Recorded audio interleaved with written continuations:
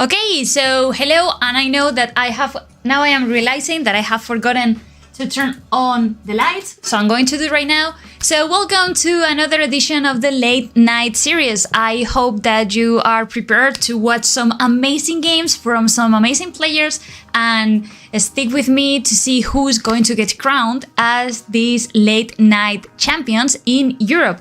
And I was told that we already have some matches being streamed, matches that, by the way, are fighting for the win and in for the top cut, which we will be commentating. So let me very quickly check if this is actually happening and we can get warmed up.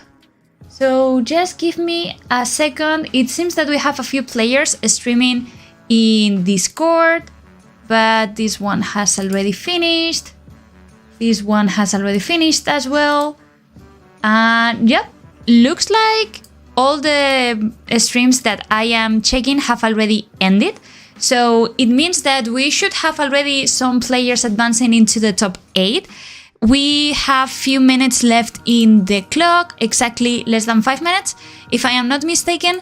And so far, I can tell you more or less that we have Lugia, we have Arceus, we have Kudra, we have more Lugia, we have Vikavolt, 2 Vikavolts actually. So this is going to be very intense and very interesting top 8 to watch. Okay, so yeah, I think that we are going to wait for a few more minutes till the top 8 begins. And after that happens, then I will get back. I'm going to take this time to prepare a little bit myself better because I want to make sure that I have everything, the lights on, and that we are ready to start commentating and everything. So I really hope that you want to see a lot of action today. And yeah, thanks for sticking with us. So be right back.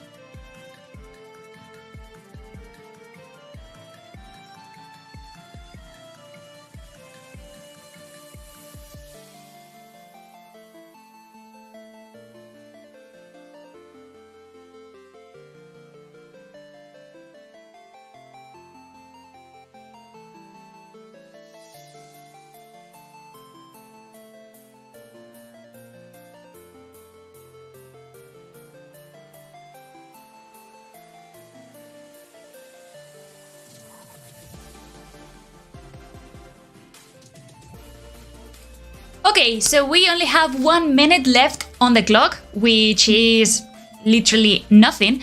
So we are going to spend this time while we wait for the top 8 to be configured to talk a little bit about what we are seeing in the meta and what we were expecting. So of course we knew, and I think that we can all agree, that Lugia is still the deck to beat, then followed possibly by Mew and Lost Box variants. Whether that Lost Box is paired up with Kyogre, it's paired up with something like Samacenta or even Gudra, which is also a Lost Box variant.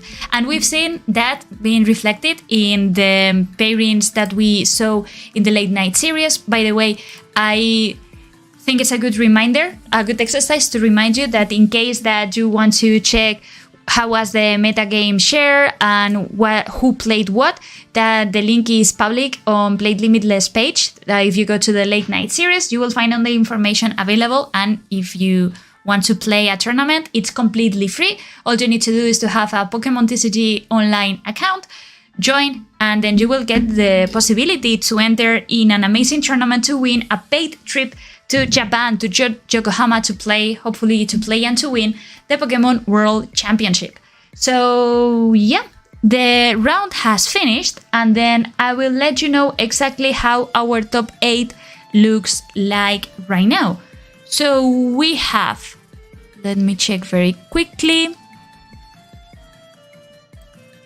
We have Lugia, we have Gudra, we have another Lugia, we have Arceus Duraludon, it's been a while. We have another Lugia, we have Vikavolt and one Vikavolt Regieleki, and to finish off this very diverse top cat, a Regigigas deck.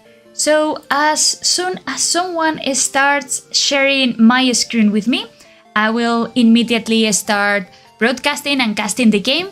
So I am very happy to see that at least there are not 6 Lugias out of 8 in the top 8 this time.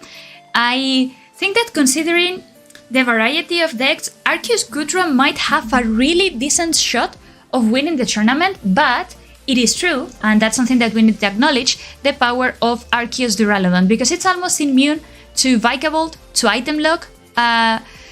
It depends on the amount of Path to the Peaks that Reggie plays. It's also a great choice, but it will depend on the matchups, it will depend on many factors. Of course, we are playing best of 3, so it does not matter if one player draws a little bit poorly during the first game, because still a second one is going to be played and possibly a third one. So yeah, I'm still waiting for someone to stream the game with us, and let me see, looks like there is already someone here sharing the screen. So great, let's start here, and let me adjust a little bit the screen, I don't know what is happening. Let's start with our featured match of top 8. So as you can see, we have in this case Scary against Arceus, and they both have amazing sleeves. We see Vikavolt, item lock, going against, let me see now when the Pokemon gets flipped, we will see if it's Lugia or what type of matchup we are going to be seeing here. Yeah, and that's it, it's Lugia. So Vikavolt goes first in this case. By the way, it's the player from Vikavolt is from Chile, so a fellow Spanish speaker. And of course, what you want to do here in this situation is to set up as quickly as possible, because the way in which you're going to win this matchup is by trying to item lock your opponent as soon as possible. Or if you have the necessary amount of resources, maybe you can go for a KO on Lugia in your very first turn, in case that the opponent is only able to bench one Lugia, to play one Lugia in the field. So that's why I think that Raikou is being selected here instead of Vikavolt. If you think about it, it makes sense, because Raikou has the capability to directly KO Lugia in just one attack, and it also has a very nice ability that lets you draw one card, which is what we are going to see now. The Judge could be huge in the next turn, so think about that. Judge plus Path to the Peak will be very effective in shooting down Lugia's drawing power and Lugia's V-Star ability. However, if Lugia is able to draw something like a Lost Vacuum or draw something like a Punkaboo and gets rid of the stadium, then it will be as easy as to use Summoning Start, get some Arceus going, and well, basically that's it.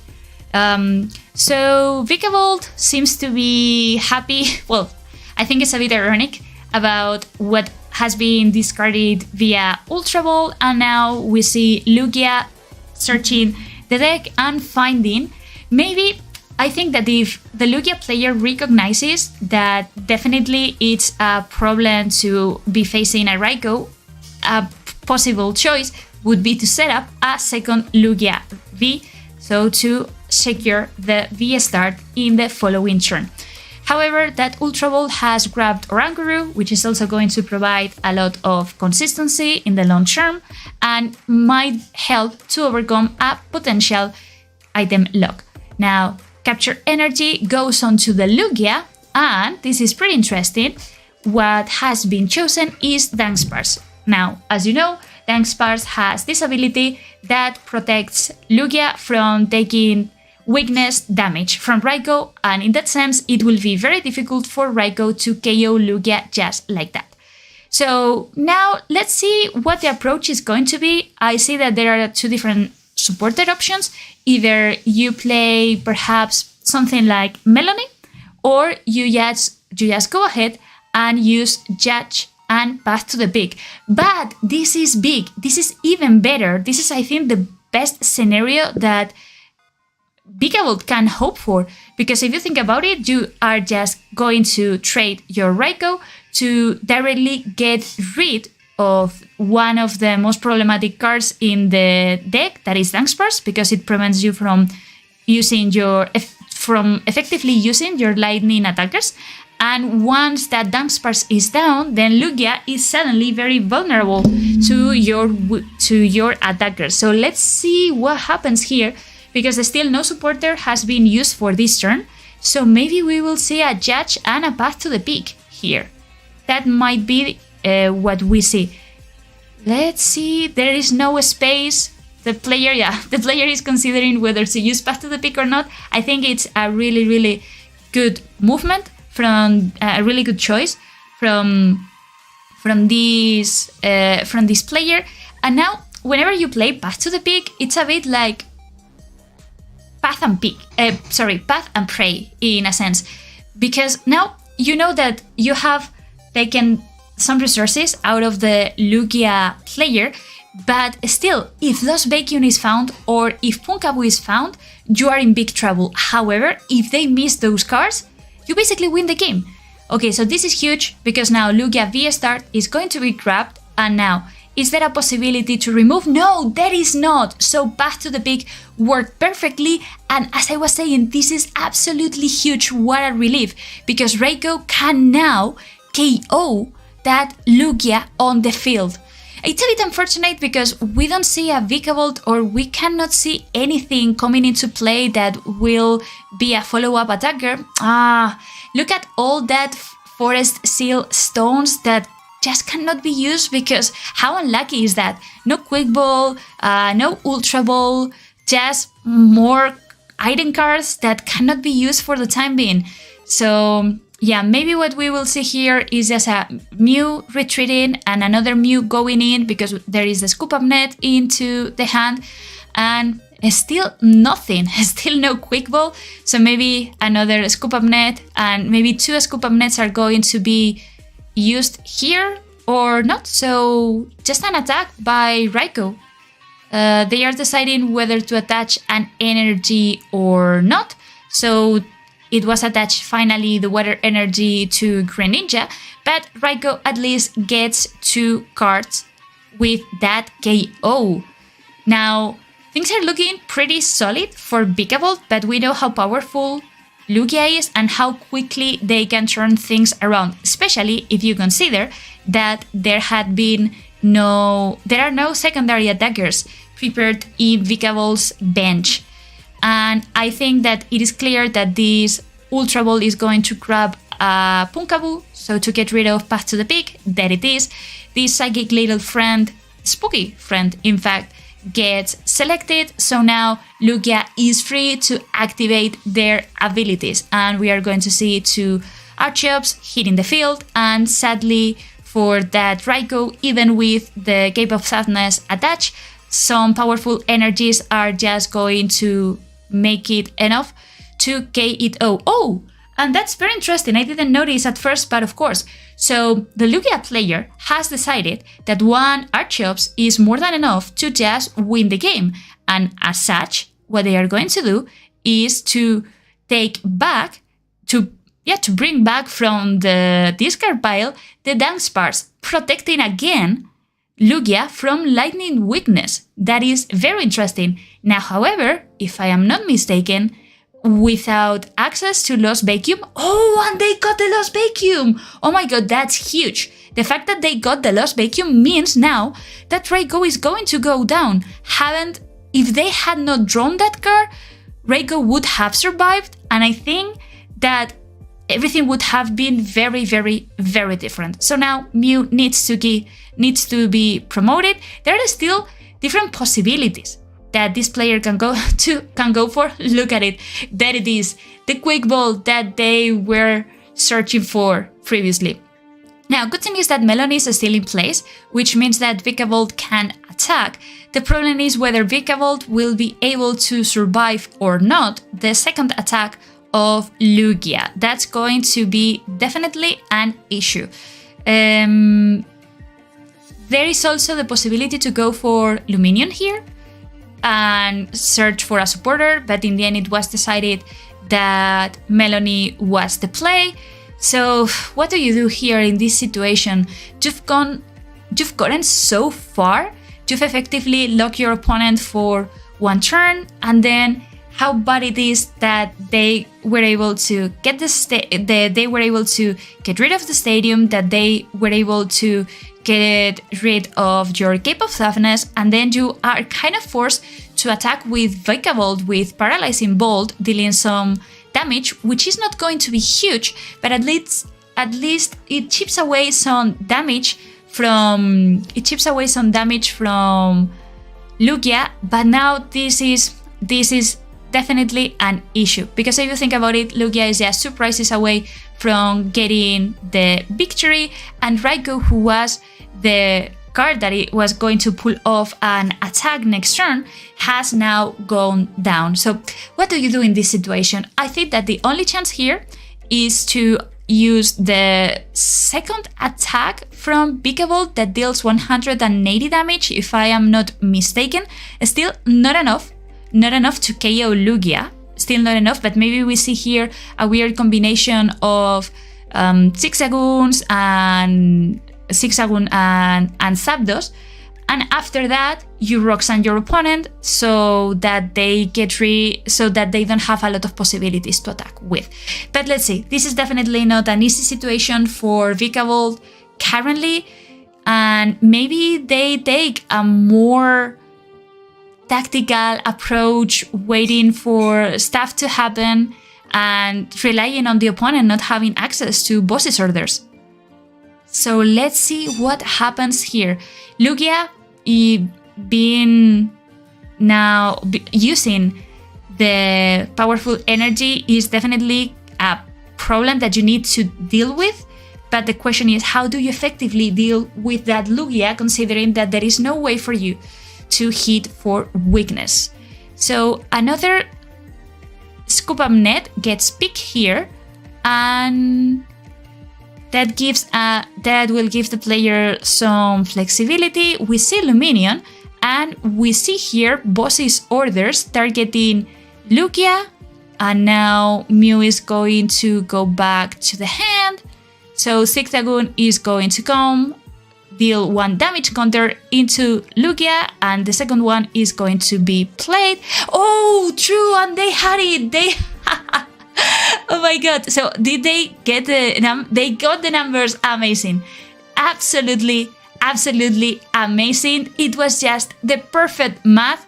This is the power that the Sky Seal Stone has in this format, and just like that, Vikavolt steals one quick win against Lugia. Wow, incredible. I was making some maths in my head, and I knew that with two Zigzagoon, it was possible to KO the Lugia because you were adding you were basically adding 3 damage counters, so 2 via Zigzagoon and 1 because of Zapdos in the bench. But I was wondering how they were going to get over something like Radiant Charizard that could come up from anywhere. And I completely missed the fact that they had the Sky Seal Stone and that they had not used it. So now it's time for a game 2. What an amazing play to seal the game from Vikavolt here. So in this situation, let's see who gets to start. Lugia gets to decide. Looks like Lugia is going to go first in order to set up.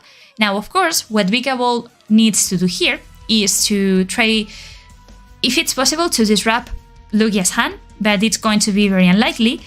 So probably just try to start the item lock as soon as possible. Another weapon that we all know that they run is Raikou, that can effectively deal with Lugia in case that Lugia is the active Pokemon. So let's see what happens here. Let's see what is the active Pokemon from Lugia. And as we were expecting, it's yet again one Lugia V. Now, Mew was the Pokemon that the Vikavolt player started with. This is, of course, going to provide with some very welcome flexibility and setting up capabilities. And we see some discarding here going on. So Dunsparce is going to be prioritized over everything. And one energy has now been attached onto Lugia. Now, this is really good in a sense because we know that now Lugia is kind of immune to the attack from Raikou, so it cannot go down this turn. That's something that definitely is not going to happen. Now, the question that I have is whether, and this is what is the situation that is going to decide the matchup, is whether Lugia will be able to recover or will have an out from the item lock. Well, first of all, we need to see Vikavolt actually activating the item lock, but let's see, because there are still some more cards and more tricks that the Vikavolt player has under the sleeve. And yes, that is amazing. A battle VIP pass gets found by Mew, and this is not going to thin. This is not only going to thin their deck, but also get the resources that they need in that moment. Maybe another possibility here is to play Escape Rope and target that Dunsparce. But there are choices. Choices need to be made here. In order to attack this turn, you need to use Melony, and you need, in order for that to happen, there is a water energy that needs to be sent to the discard pile, which had already happened. So looks like this is exactly what we are going to see now. The Forest Seal Stone had been used, and now the question is, if you are in this situation, do you get rid of Dunsparce or do you attack Lugia? Either option is good. The positive aspect about getting rid of Dunsparce is that if Lugia wants to keep the lightning immunity in the game, they need to take it back, and without access to double Archeops, it's going to be very difficult to take down that Vikavolt. Now we see a powerful energy and we see one Professor's Research. So that is going to give Lugia a lot of possibilities, and there it is, the V-Star ability coming into play, bringing one Archeops and in this case the Dunsparce. Now the problem that I see here is so they need to attach double powerful energy in order to overcome that Cape of Softness that was attached to Vikavolt. So how do you answer this effectively? How do you effectively deal with this? Because I don't know if there is the possibility for something to KO Lugia in just one thing, considering that Dunsparce is still on the field. So maybe what you need to do in this situation is try to pull off a crazy combination between promoting or forcing the Dunsparce to get promoted, like Escape Rope or maybe Cross Switcher. But in order for you to keep attacking, then it's clear that the supporter of the turn needs to be Melony. That's going to keep the energies flowing. So let's see what gets grabbed here by that Luminion. I think it's going to be a Melony, and there it is. So Melony gets grabbed, and it looks like the attacker of choice is going to be Vikavolt, but that was pretty unlucky because the energy that was drawn was not the lightning one, but it was a water. So now what is going to be the play here? Maybe thinning out a little bit the hand so that Crobat can hopefully draw into the lightning type energy in these two cards. Let's see. Yes, it is. The speed energy, even better. So look at it. So that was a close one. Now, Vikavolt will be able to attack with Paralyzing Bolt, and I think that here the strategy is to chip away the damage from Lugia and then finish it off with Raikou. The only problem that I see is that if Lugia is able to power up a second attacker that can effectively deal with Raikou, things are going to get very, very, very difficult. And it seems that this is the situation because that Stoutland is still going to be able to deal 220 damage. Oh, but that is interesting. So, okay. So Stoutland has now decided to go against Mew and take two prizes, preserving that Lugia with all the powerful energies in the bench. So yeah, definitely that's going to be a very, very rough situation for Vikavolt to come back. What do? If you can answer, I guess, the Stoutland, but even if you do that, how do you get rid of Lugia, or how do you prevent your opponent from taking the last two prizes that they need? That's definitely a problem. I think that we are going to we are going to see another route of play here with Vikavolt attacking. Maybe, let's see, maybe Lugia. What is going to be promoted here? So Dunsparce gets promoted, then Mew is going to activate Mysterious Tail, I think it's called. Another net gets grabbed, and now there are different possibilities. So, but I think that the safest one is definitely to attack with Vikavolt. Now, Dunsparce is no longer a problem, but you're still 4 prizes away from winning against Lugia. And if Lugia, it's true that they cannot KO you. I think no, they can. Yes, they can, just because they had the three energies attached. All that they needed was an energy. So yeah, it was a very complex situation, as I was saying. The moment that Lugia was able to power itself up, the moment that Dunsparce was brought back into the game, it was clear that the situation was not looking great. I personally think that this matchup can go either way, but it really depends on Lugia missing the V-Star for at least one turn, whether that is via item lock or whether that is via a combination of Path to the Peak and Hand Disruption, which is, by the way, what happened in the first game. Now, the things are going to be different now because Vikavolt gets to start, and that hand is actually pretty good in the sense that it has some trekking shoes and it has double VIP passes, which is exactly the card that you want to open up with. The objective here will be to set up as soon as possible a lightning attacker and to have everything ready to start attacking and possibly getting rid of that Dunsparce, which, by the way, is the Pokemon that we see in the active position. So we see Raikou and we see Vikavolt getting grabbed by Battle VIP Pass and checking the deck to see if there is something important that is missing. So a Scoop Up Net, it's going to be discarded. Then what is going to be promoted, I imagine, is going to be Mew. And not much here. Not much here. So Scoop Up Net, Hisuian, Heavy Ball, or the Sky Seal Stone. And the problem is that if you miss the energy attachment, that's definitely an issue, because if you miss that, then you will need to rely on Melony in your next turn. I guess that you still have a chance. If you wanted to, you could Scoop Up Net your Mew, attach the air balloon to something and use the manual switching to use Mew again.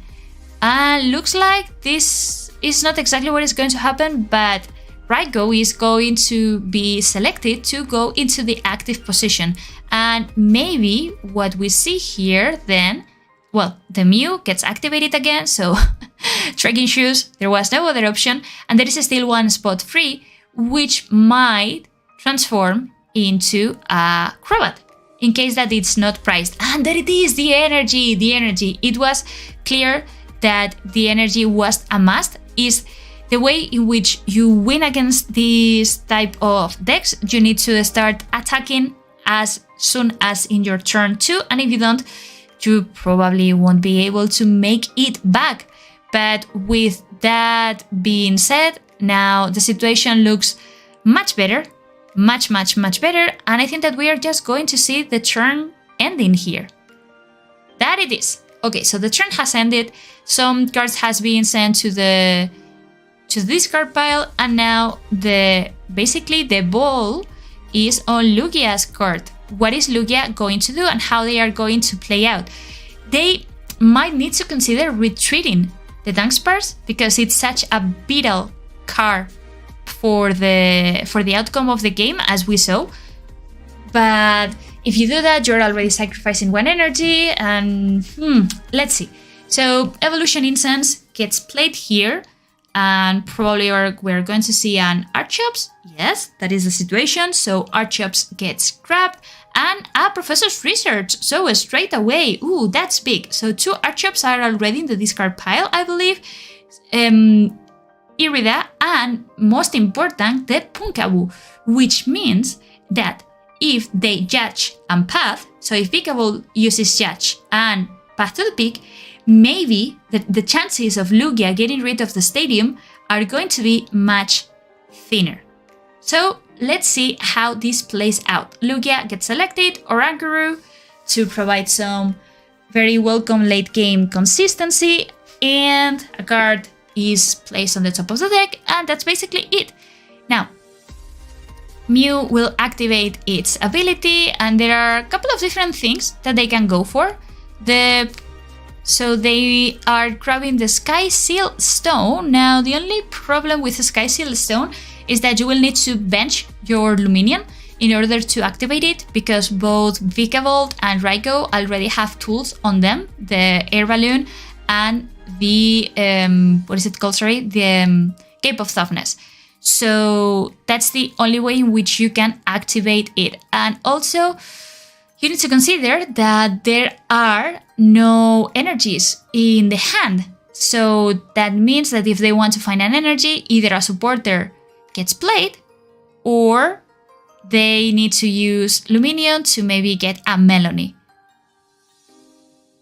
So let's see, Escape Rope has been played, Raikou is going to be promoted using that ability to draw one card, and look at that! So a card was drawn again, Jet, and it seems that it's going to be attached to Vikavolt starting the item lock.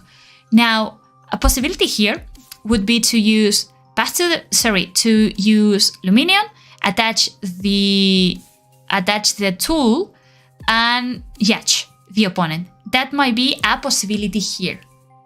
But let's see. I understand that they don't want to use Luminion just like that, but at the same time, starting the item lock is really, really, really powerful and key to win this matchup. So they are thinking whether to use Judge or not. you never know this kind of plays. There is no right or wrong answer. The safest one, of course, is Luminion. But if you do that, the problem is that you are kind of getting out of long-term options because there is only one Luminion in your deck and you don't have space for anything else. So maybe what we will see is okay. Also, very interesting one, very interesting option here, which was to target down the Dunkspars and go, as I was saying, for Path to the Peak.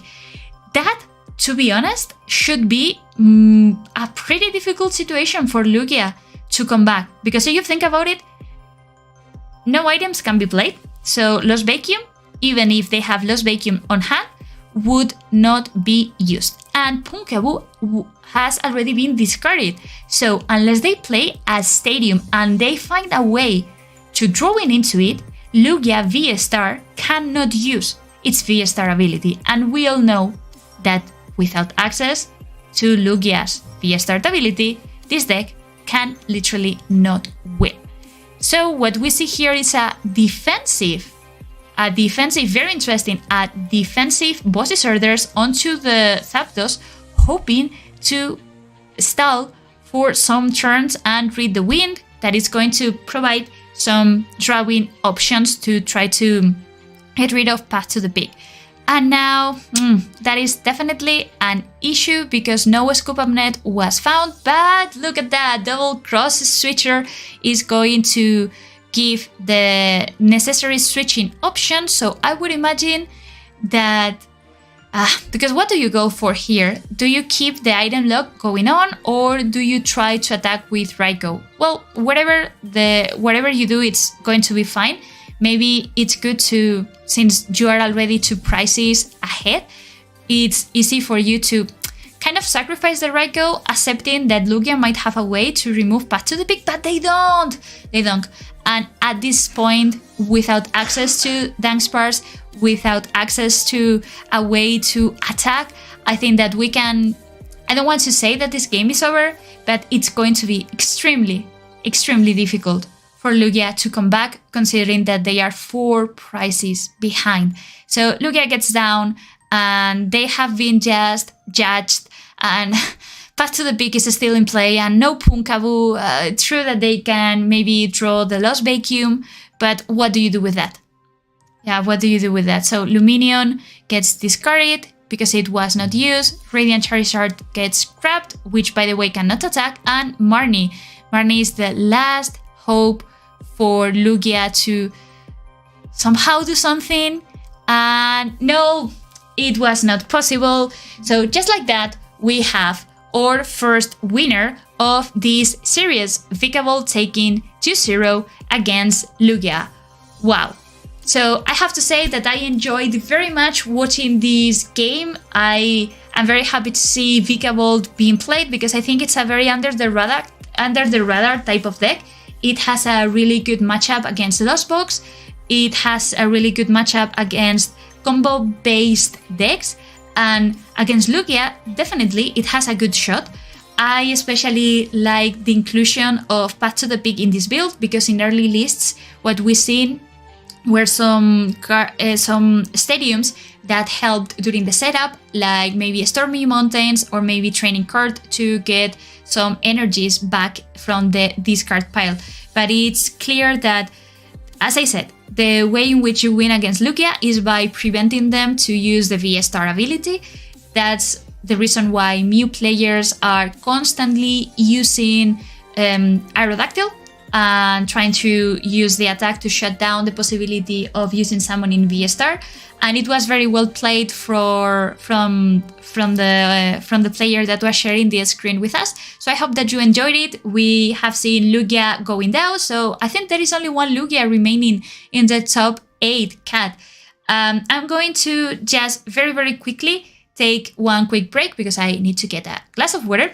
And then if there is someone else sharing their screens, maybe we will take a look at another game from this top 8.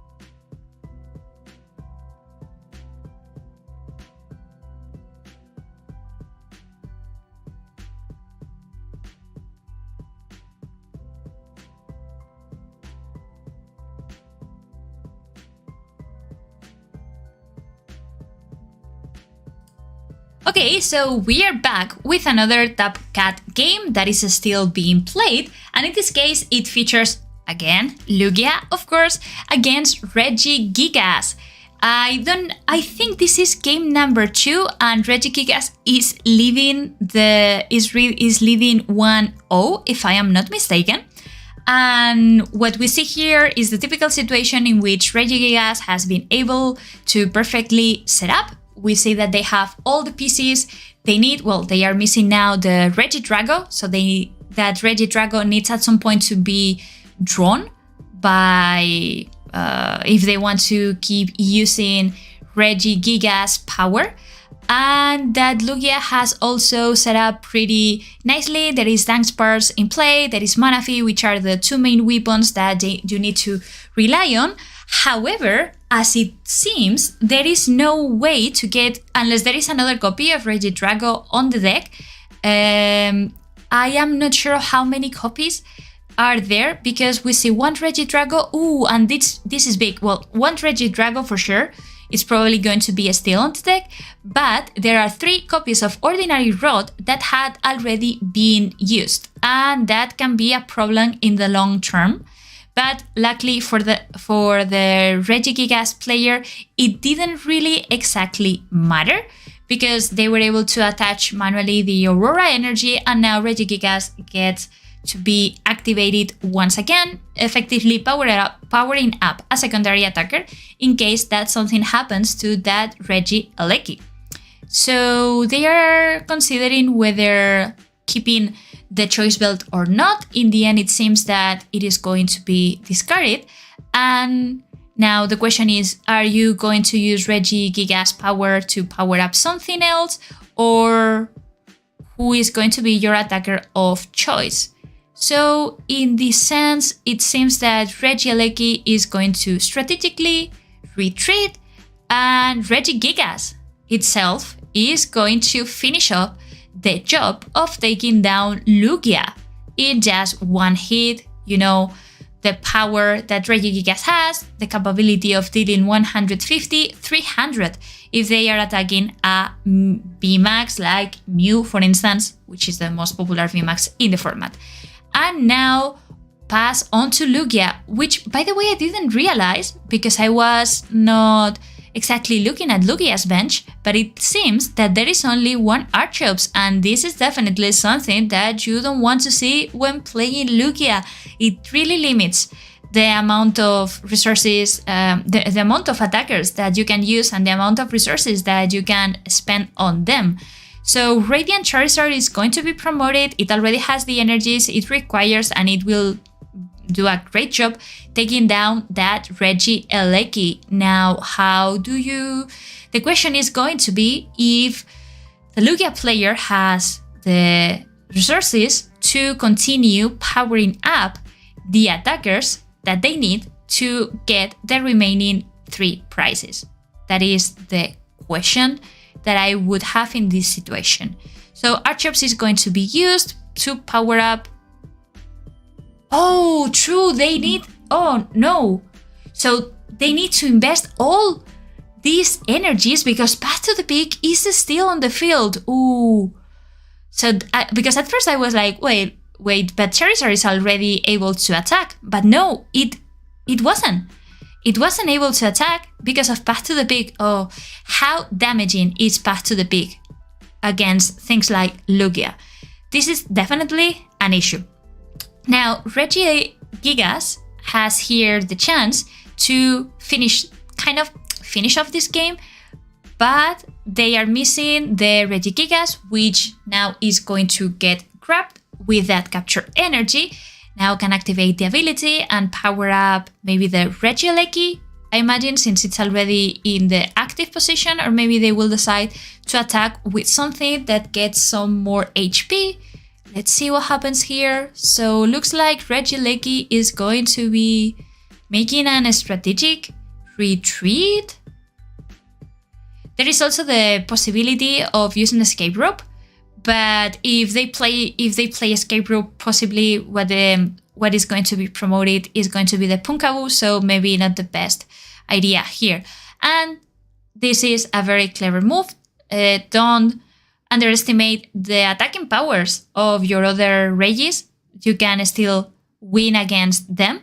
So Blizzard Bind is not only going to effectively KO this Charizard, but it kind of casts a spell, a protection spell around Regis, and cannot be touched by the Pokémon. So if you want to KO, the only thing that you can do here is basically to attach with Archeops. And Archeops is going to have a very hard time dealing with Regieleki. And if Archeops falls, then there is basically nothing else that you can attack with. So let's see what happens here. I think this was a capture energy what was attached onto Stoutland. Oranguru is grabbed from the deck. I think overall, I don't want to jinx it or anything, but if a Regigigas deck is able to properly set up, I feel there are a lot of possibilities for them to win against Lugia. But as I said, I don't want to jinx it, of course. Now Marnie is going to come into play. Are we going to see a KO at this point? Okay, so all energies go into all energies. I imagine that Lugia don't have that many energies in this situation. So Regis goes to the discard pile, and looks like they are looking at the amount of resources that they have gone through. There is another Regis still in hand. And if I am not mistaken, no, that I don't think that this Stoutland can be taken down other than by a choice belt Regi, right? Because Dunsparce is still in play, and that means that Regirock cannot attack for weakness. Or you can use Regidrago, that's another possibility. You can use Regidrago here. The Regigigas player needs to be careful about the amount of Regis that are going down, because I don't know if there is a fourth copy of Rod in the deck. Let's see very quickly. No, there is no Rod. So that means that the Regis that they have is the ones that they will work with for the remainder of the game. So it looks like Ultra Ball is going to be used to grab another Regieleki. And now if they want to attack this turn, Regis has to be benched. Regis has to be benched, so double Regieleki is now going to be discarded. Regis comes into play. There is the possibility to manually attach an energy. That's what we are going to see. Escape Rope gets drawn. And what else are we going to see here? Not many options other than using Regigigas ability, which I imagine that this is what we are going to see. Ancient Wisdom. So Aurora Energy for sure, because that's what allows Regis to attack. And now Gift Energy should not... I feel that Gift Energy can be a bit problematic, because if they attack the Regi with a Gift Energy and they are able to get the KO, they can force you to draw your entire deck, basically. So, okay, so it looks like what was powered up is Regis. Okay, so Regis was the chosen one. Does that mean that we are going to see Escape Rope here to get the attack? Imagine so.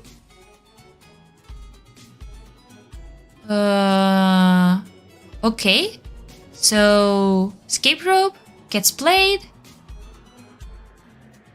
and the opponent needs to choose what to kind of sacrifice.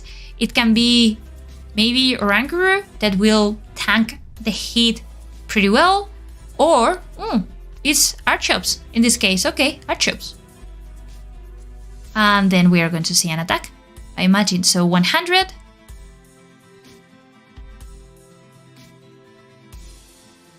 And they are looking at the amount of resources that they have gone through. So they've basically seen their entire deck at this stage. And, oh, no, they are going to retreat. So they are going to just retreat, hoping to get Archeops stuck there. Maybe because they didn't see the value, right? On using Blizzard Billion to attack this turn.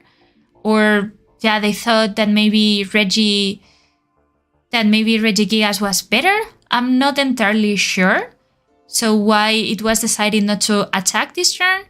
Now, the problem that I see here is that there are only 2 cards left in the deck. So unless they are able to get another Super Rod from the prizes, and they do it very quickly, there is the possibility of Regis losing this game. Unless I am missing something and they can very easily get all the prizes that they need. Which, well, I mean, maybe that's what they are going for, right? Maybe they know that Serena is still on the deck, and so it's just a matter of time that they are able to draw into Serena. They should be saved from a boss's order, because even if boss's orders get played, they can still just use Regigiga's ability to retreat whatever is put into the active position. And now, what is Lugia going to do? So they are down to 2 prizes. If they attack with Stoutland, now things are not going to look great for them, because if Regis is able to KO that Stoutland, it's over. Basically, they are done. So both players are really, really low on resources. We see an Ultra Ball being used to grab a Lugia, and I imagine that both players are trying to figure out exactly what they need to do. Maybe at this... no, okay. I was thinking that maybe what Stoutland would go for is for a retreat, a manual retreat, but doesn't look like it. And there it is. So Serena was effectively grabbed. So now Serena could target down something, but this is probably the safest choice here, which is to Heavy Slam,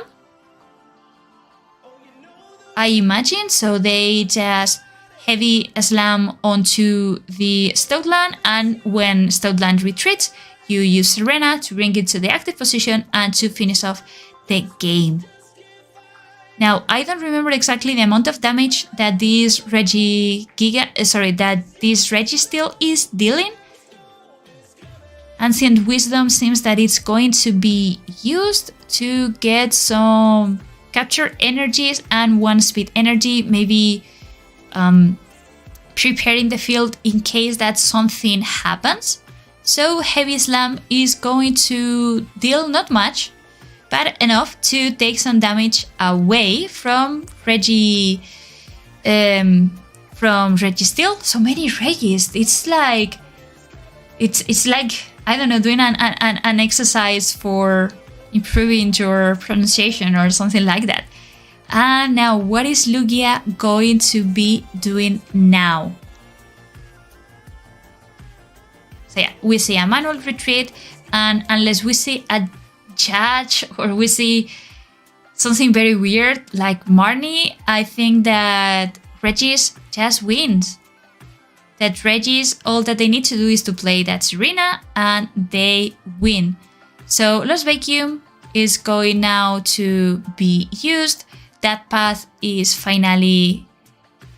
has finally left the board, but it is already too late, because in the last turn that Regigigas is going to power up Regidrago, Serena is going to be used on that heavily damaged Stoutland, and that is how Regis are going to advance into the next round. So that was it. So 2 matches were streamed and 2 Lugias went down just like that. So maybe we will have a top 4 where no Lugia is going to be present. So let me now go back here to my camera. So what do you think? What are you, how are you seeing the stream so far? have you been enjoying the games? I hope that you have. What do you think about Lugia? What do you think about Regis? So what we see is we already have the top 4. So we have Regigigas, which is the one that we just saw. We have Arceus Duraludon, we have Regieleki Vikavolt, and we have Vikavolt. Oh wow, so no Lugias in top 4. How amazing is that?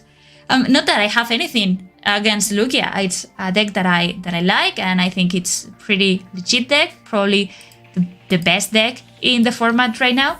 But it's just that I don't know. It's the deck that is always there. So to see something slightly different is something that I truly like. So we are going to make a very, very quick pause, and we will get back once we have people sharing our screen with us. Or wait, we already have them, so let's go into the top 4. Yes, let's get into the top 4, and the match that is going to be featured will be, and let me check the lists very quickly. So we are going to see Regis against Arceus Duraludon. Okay, really, really interesting pairing. And we get to see everything from the eyes of the Regi player, the same Regi player that we saw in the previous game. So the hand is not that bad. It's true that there is no drawing supporter, but maybe you can take things easy and just use the capture energy to get the missing Regi. Well, wait, actually, you can get a turn 1 attack. You can, if you draw another Aurora energy, you can get a turn 1 attack this turn. That's actually pretty crazy. But let's start by explaining a little bit what we are seeing. So Arceus Duraludon is in front and has decided to go first. Now, it was a bit unlucky that Duraludon was the Pokemon into the active position, because of course you only run 2 or 3, because you want to maximize the opportunities of opening up with Arceus, which is your preferred attacker and the one that is going to set up the entire game. So Arceus was grabbed, double turbo energy was attached, and then in the following turn, what ideally the Duraludon player wants to do is to switch and place Arceus into the active position, power up Duraludon, and then let me check very quickly. I am really curious to see what are the stadiums that the Arceus Duraludon run, because if they run triple Lost City. So this is going to be very difficult if they access the Lost City for the Regigigas player to come back into the game. But let's see, because so far, oh my god, like, is that the best? I think this is probably your dream as a player. This is basically your dream. Oh no, you missed it. It was missed. The 6th Regi was missed, but it was very, very close. It was very close. Now, what is going to happen here? I think that we will just see a pass, because there are not many options here, and that pass to the big will really hurt Arceus. It's true that if they have the stadium, they can just pop it, but still pretty difficult for Arceus to overcome that. Let's see. So Colress Experiment is going to let Arceus see the next 5 cards of the top of the deck, take 2 and send them to the Lost Zone and get the remaining 3. So it seems that this is not a very easy decision, as it's taking some time. Ideally, you need the stadium, and you want the Arceus V-Start. If you are able to access those 3 cards, you are golden. Ooh, so 1 stadium was removed. So I would imagine that this can only mean that there is another one in hand. And if there is another one in hand and it happens to be a Lost City, then things are going to get really, really, really, really difficult for Regigigas. Because if they Lost Zone your Regis, and then next turn they use Boss's Orders and send your Regis to the Lost Zone, how do you get back into the game? And there it is, there is the Lost City. So that means that Arceus can now activate its ability, taking any 2 cards from the deck. I guess one of those cards is going to be a switching card. So maybe a Escape Rope or a switch. And the other one needs to be an energy in case that it is not already in hand. If the energy is already in hand, maybe it's just a supporter for the next turn. So this is going to make the life of Regigigas a bit more difficult. So, okay, so in this case, the energy that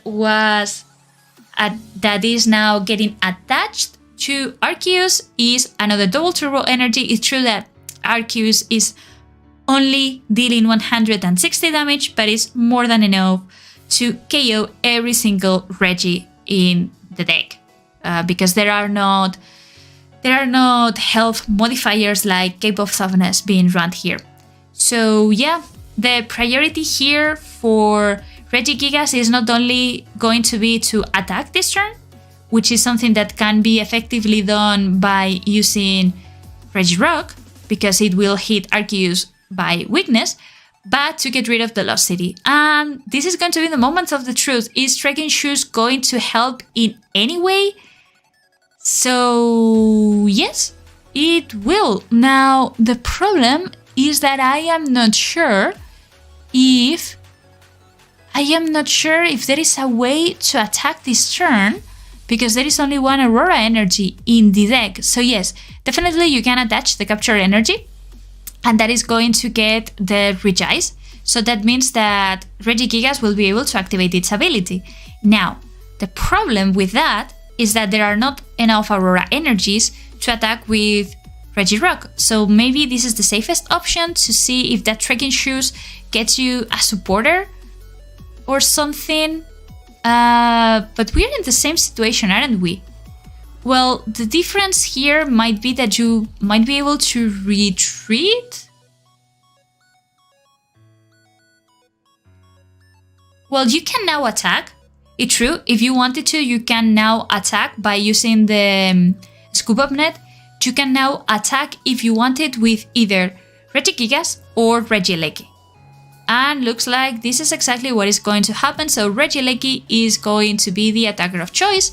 And also, it's kind of an okayish movement, because even if you don't KO anything, you soften up the Duraludons a little bit. Well, just a tiny little bit on the bench. But it might be an okayish sacrifice. Oh no, Boss's Orders. If Boss's Orders targets the Regis, it's over. Okay, that's it. So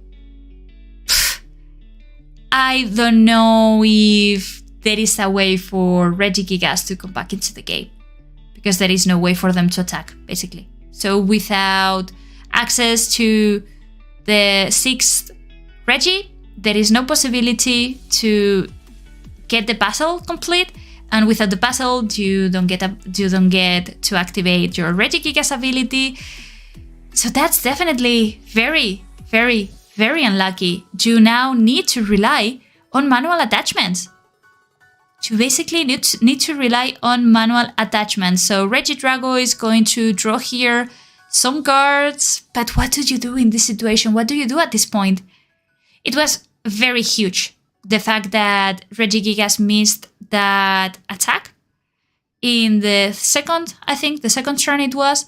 So at this point, maybe it's about trying to stall a little bit. But even if you do, I think that Arceus Duraludon still has all the advantage. It's going to be very difficult for them to lose this game at this situation, especially because they can just wait. They can just wait till they get some energies, and they will take KO after KO. They just don't need to worry about anything. And there it is. There is yet another energy. Regidrago is going to join Regis into the Lost Zone, and Path to the Peak was found. Not that it matters that much. True. What you are doing in this situation is you're preventing more Regis to go to the Lost Zone, but without access to recover them. That is, we are going to see how the Regigigas player admits defeat. That was pretty much kind of expected, sad but expected. And now we are going to see game 2 against the same player. So let's see what happens. I guess that Regis are going to start this turn, and yep, let's see overall. But really intense, really intense game. And very unlucky for the Regigigas player, the fact that, well, they were not able to draw back to the peak to prevent Lost City from sticking 2 turns in a row. And that definitely made the difference, as it is impossible to recover once a Pokemon has been sent to the Lost Zone. It is impossible to interact with them or to recover them or just to put them back into your bench. It would be very interesting if at some point they would make a mechanic that would let us interact with the Lost Zone in a way, but that's something that we've never seen, and I'm not sure if we will see it anytime soon. Okay, so time for the rematch, and the question is, can Regigigas equalize the game, or are we going to be seeing how Arceus Duraludon goes and becomes our first finalist of the night? Let's get into it. So Regigigas is going to start. The hand is not great. True that they have some capture energies that is going to help during the setup, but no, not really. Not much. It's not exactly the situation you want to be in. Well, the Dead Professor's research definitely helps, and that's back to the peak as well. Now, the only problem is that if you go ahead and use Path to the Peak straight away, then you risk it getting removed by Lost City or by one of the 4 stadium copies that are being run by Arceus Duraludon. So I guess that path is going to be kept in hand, and that's it. So they just pass the turn on to Arceus. Now, this time, Arceus Duraludon started effectively with Arceus. And now we see a Cold Rest experiment, really good, consistent supporter that helps a lot in this type of situations. And we might even see a turn 1 Trinity Nova. I think it's the attack of Arceus to power up a Duraludon. It is very, very important that a Duraludon gets bench, because if they don't do it, it's easy for Regis to get a KO on Arceus by using Regirock.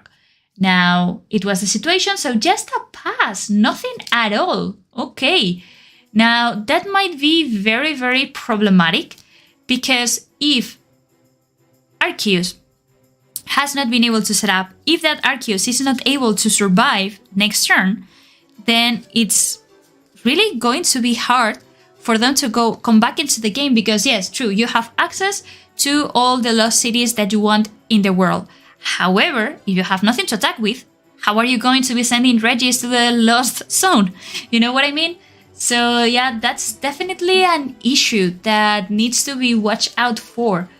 But luckily, kind of luckily for Arceus, the Regi player had not been able to set up properly, and I don't think there is a way to set up or to attack this turn. So this gives Arceus a second chance. This gives Arceus a second chance to get into the game. But let's see, because it definitely won't have a third one, as this Professor's research in hand will ensure, for sure, that an attack is going to happen next turn. So the choice belt is going to be attached to the Regigigas. Okay, capture energy will grab a Regirock, which is the one that can KO Arceus, and now the pressure is on Arceus Duraludon. They have a lot of cards in hand, at least 9. But do they have the pieces that they need? Remember, Arceus V-Start ability cannot be activated, so we will see a Pokégear 3.0 instead. not grabbing anything. Okay, and another Pokégear that in this case is going to get a Marnie. So is that an indication of the fact that Arceus Duraludon is bricked?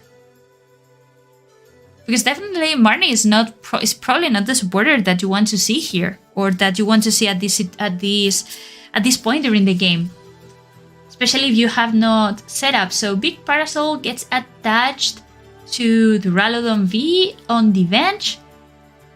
Remember that the pieces that you need right now are a double turbo energy, a get to remove the stadium, well, ideally, but your priority is to power up your Duraludon and to start attacking with Arceus. That's your priority. So Ultra Ball grabbed a second Duraludon and Marnie. So after all, it looked like that was the situation, that Duraludon was bricked. And the problem is that two very valuable resources to Pokégears 3.0 have already been used. So what is going to happen here? Will Arceus be able to attack this turn? If they don't attack this turn, or if an energy does not get attached this turn, I feel that Regis is going to have the advantage here. Okay, so an energy gets attached to Arceus, a basic fire need energy, which is not going to allow them to use Trinity Nova. However, I would imagine that they are doing it because they have right hand in hand, and that is the way to send the energy to the discard pile. Now, we are probably going to see a KO on that Arceus. All the 6 Regis are now on the field, which means that if the player wants, Regigigas can activate all the abilities. So let's see what happens here. Trekking Shoes, Ultra Ball, probably not going to be grabbed. It's not really that necessary. And there are many energies already on the discard pile. So if they wanted to, there are many options. So they can just stick with Regigigas and attack with it, but it won't get the KO or Arceus. Or maybe if there is a way to force a retreat or to get a scoop up net, then all that you need to do is to basically promote your Regirock and get the KO. So let's see what happens here. There are 2 possibilities, either to use Marnie or to use Serena to discard, well, as many cards as you want from your hand and to draw until you have 5. So let's see what is the preferred option here. Looks like Serena is going to be used. Or Ancient Wisdom. Yeah, Serena in this situation. And what they are going to do, okay, so this is interesting. So they are recognizing the fact that in this situation, it's not worth hitting the Arceus because there is no way for you to go to get rid of it in just one attack. And they didn't want to lose the possibility to attack this turn. So targeting a Duraludon is as good as any other option, but probably the one that makes you take the most value out of this situation. So yeah, pretty good. So Duraludon receives 180 damage. If it is not healed, it's going to go down during the next turn. And let's see. So nothing too spectacular here from Arceus Duraludon, just another manual attachment onto the Arceus and a pass. So that means that Regigigas is going to be able to attack and KO that Duraludon on the active position. The only possibility that they have here is to use Marnie. That's the only supporter that they have right now in the hand. But I am inclined to believe that they won't use it because they know that their opponent is bricked. And so, in my opinion, it makes no sense to give them more possibilities to draw the things that they need. So, what is now going to be used is Regieleki, which is not only a smart choice because it damages some Pokemon on the bench, but also because remember that it is the only Regi Pokemon from that you run 3 copies of. So if it gets Lost City, it is more than fine. You can survive that sacrifice in that sense. So Evolution Incense coming from Arceus Duraludon. Arceus now it's going to make a splash into the field, but still the stadium wouldn't let them activate the abilities, and that is definitely a problem. Okay, sure, you get 1 prize. Regieleki goes now to the Regieleki goes to the discard pile, but in this situation I am not sure how. There has to be some very crazy things happening for Arceus Duraludon to be able to come back into the game. Because if Regirock launches an attack, which is something that we are going to see most likely, that Arceus will go down and they will only have 1 Duraludon. And things with just 1 Pokemon, I'm not sure of how likely is that Duraludon survives a lot of attacks. And the thing is that they've built a lot of tempo in this situation. But however, now that I look at the hand, they don't have a possibility to get Regieleki back without using a supporter. So if you use Marnie, you're giving your opponent the possibility of getting cards that maybe they need. But if you use Professor's Research, then you get rid of most of your stadium cards, and that's not going to be nice. So in the end, Regieleki is here. So now Regigigas can activate its ability, but still, aren't they missing 1 Aurora Energy, or did I miss something? Yep, looks like this was the scenario. Absolutely. So they missed 1 Aurora Energy.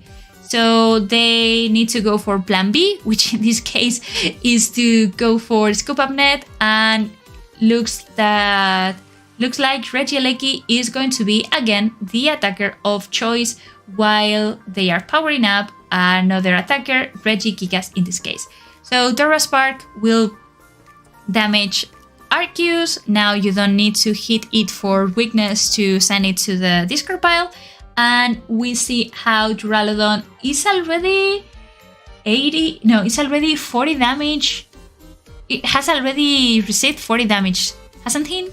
So Duraludon VMAX, I feel it's going to hit the field and Call Resist Experiment. Now, if they are able to start getting Lost Cities, that can be huge. But still, even if they get Lost City, the issue here is that, first of all, this time, Regis has access to more stadiums. We know that they run 4 copies of Path to the Peak, so they can counter it. And even if they are able to remove, as we saw in the first game, 2 copies of 1 Regi, like Regice or Regirock or Regi whatever, even if that happens, Regis still have opportunities to power up their Regis without waiting for a knockout to happen. So that's going to be definitely a challenge. And no Lost City. In this case, it's training card, but it's going to let Arceus at least activate the ability before going down. So I don't remember also, are there any basic energies in the discard pile? I don't think so, but I might be wrong. So Starbirth gets used. Any 2 cards from the deck will now be grabbed. Maybe a Hand Disruption card. And Roxanne would be ideal in this scenario if they run it. And maybe some healing cards. The only way in which I can see Duraludon coming back into the game is by healing itself as much as humanly possible, basically.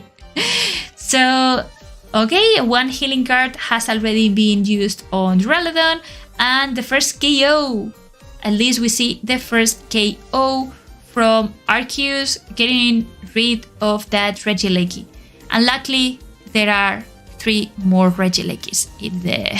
there are 2 more Regilekis on the deck. And that Ultra Ball can get it. And also, yes, oh, you attack into a Pokemon that have a gift energy. I think if I could wish for a card to come back, to be reprinted, it would be either the Enhanced Hammer or maybe that card from Black and White that did the same, basically the same thing, but removed the energy. It would be the death of Lugia. But anyways, so now looks like it's going to be Regidrago, the one attacking here, and Ancient Wisdoms gets to be used. So, oh no, so Regidrago is not going to be able to attack again because we are missing the energy. We are missing the Aurora energy. There is still, I can't believe that the Regigigas player has seen so many cards and still they are missing the Aurora energies that they need to attack with. So what are they going to do? What is going to be powered up here? So Aurora energy, Speed energy, and Gift energy gets used. Whenever I play against Regis, I always assume that they have all the Aurora energies in the discard pile, but maybe they don't. So Regidrago cannot attack, and what we are going to see is a Marnie hoping to draw that Aurora energy. And guess what? So Aurora energy was not found, and if I am not mistaken, it means that Regis are not going to attack this turn. So will that give Arceus the opportunity to come back into the game? Because this is huge. This kind of situations, this kind of whiffs that can make the difference between winning or losing. Yeah, and look at that, like all the 3 ordinary rods have already been used. So there is no way to recycle. I'm not even talking about preparing yourself for a possible Lost City play. It's just that you don't have a way to get back your Regis if they fall down in battle. Wow, that is absolutely huge. Not saying that Arceus Duraludon is in a great position, but better than one turn ago for sure. And I guess that Regis, if they had wanted, they could have attacked with other Regi. Well, in this case, the only Regi that could have attacked would have been either Regieleki or Regigigas. But both of them would have both of them would have been able to get the KO on Arceus. So I don't know, maybe they just wanted to preserve things. So another Pokégear was played and Boss's Orders was grabbed. Now, I'm not sure if that is the card that you want to see, but if you know the list of your opponent, and you do because of course the lists are open, and you realize that all the 3 rods are now in the discard pile, maybe what you do here is you target Regis or one of the Regis that they only ran 2 of. So instead of that, Colress's Experiment. Colress Experiment is going to be used, getting 3 cards. Wonder what these cards are going to be. And just straight Trinity, Nova, maybe accelerating some energies. I'm not sure how many energies they've gone through. And Regidrago goes down. And what is going to be promoted? Maybe Regieleki again to deal some damage to that Duraludon on the bench. No, so but the problem here is that if you promote again, your Registeel, unless you draw the Aurora energy, you're not going to be able to attack with it. So that's definitely a problem. Maybe I don't know. Yeah, the safest option here is Regieleki. That's definitely the safest option. And the one that will help you attack, but still now you need one Regidrago, which is in hand. So looks like, well, there it is, the Aurora Energy at last. At last, the Aurora Energy. I can't believe that they have like 2 Aurora Energies in the last 12 cards of the deck. Anyhow, so Regidrago needs to be benched because without Regidrago, there is no possibility for you to use Ancient Wisdom, and they are going to attach all the energies onto Regieleki to go for a KO. And that's it. That's pretty much it. So if you can continue streamlining attacks, you basically win that game. You are just 2 prizes from winning the round. But Duraludon has a lot of cards in hand. At this point, honestly, it does not matter if that V evolves or not, because they are because Regigigas only needs to get 2 prizes. So Boss's orders into Regidrago. Okay, interesting. And Arceus will be grabbed with a Quick Ball. Now, Lost City is going to be used and send Regidrago directly to the Lost Zone. So that means, and this is a bit problematic because of the way that Regigigas had decided to distribute the energies. I don't see if there is an easy way to attack here.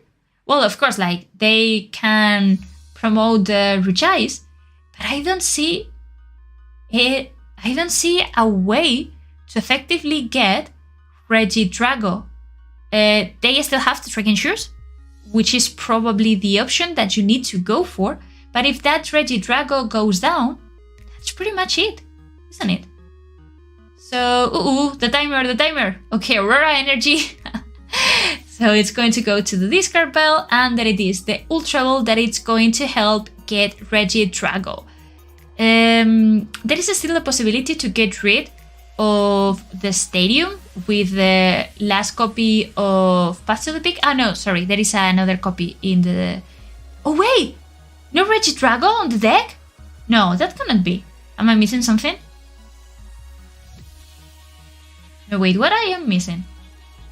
Is there no Regidrago in the deck? So are all the Regidragos already... Okay, so yes, because one is in the discard pile and the other one was removed. I don't know why, I was kind of assuming that there was that Regidrago was still on it. Oh my god, it is not. But now the issue here is that what they are doing is they are preparing. Oh no, I was going to say that they are basically preparing Regigigas for the moment in which Duraludon becomes the VMAX, and so that they can KO in just one hit. But that moment didn't happen because they had access to another boss's orders, and that's it. That's how you win the game.